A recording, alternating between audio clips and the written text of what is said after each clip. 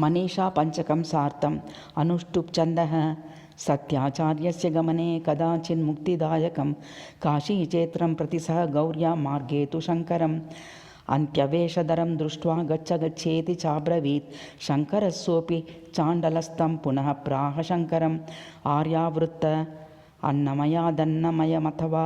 चैतन्यमेव चैतन्यात् यतिवरदूरीकर्तुं वाञ्छसि किं ब्रूहि गच्छ गच्छेति शार्दूलविक्रीडतं च प्रत्यग्वस्तुनि निस्तरङ्गसहजानन्दावबोधाम्बुधौ विप्रोऽयं शप चोऽयमित्यपि महाकोन्यं विभेदभ्रमः किं गङ्गाम्बुनि बिम्बतेऽम्बरमणौ चाण्डालवीथीपयः पूरेवान्तरमस्ति काञ्चनघटी मृत्कुम्भयोर्वाम्बरे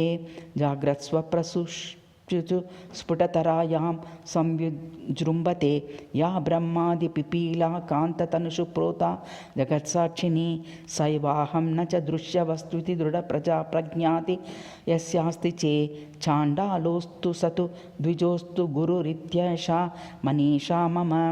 ब्रह्मैवाहमिदं जगच्च सकलं चिन्मात्र विस्तारितं सर्वं चैतदविद्यया त्रिगुणया शेषं मया कल्पितम् इत्थं यस्य दृढामतिः सुखतरे नित्ये परे निर्मले चाण्डोलोऽस्तु स तु द्विजोऽस्तु गुरुरित्येषा मनीषा मम शश्वन्नश्वरमेव विश्वमखिलं निश्चित्यमाचा गुरु नित्यं ब्रह्म निरन्तरं विमृशता निर्व्याजशान्तात्मना भूतं भावि च दुष्कृतं प्रदहता संविन्मये पावके प्रारब्धाय समर्पितं स्ववपुरित्येषा मनीषा मम या तिर्यङ्गरदेवता विरहमित्यन्तः स्फुटा गुह्यते यद्भासा हृदयाक्ष देहविषयाभ्रान्ति स्वतो चेतनाः तां भासेहि पीहिता करमण्डलनिभां स्फूर्तिं सदा भावय योगी निवृतमानसो हि गुरुरित्येषा मनीषा मम यत्सौख्याम्बुधि लेशलेशति मे शक्रादयो निवृता यच्चित्ते नितरां प्रशान्तकलने लब्ध्वा मुनिर्निवृतः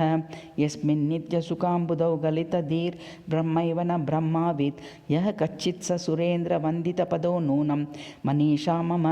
दासास्तेऽहं देहदृष्ट्यास्मि शम्भो जातस्तेंशो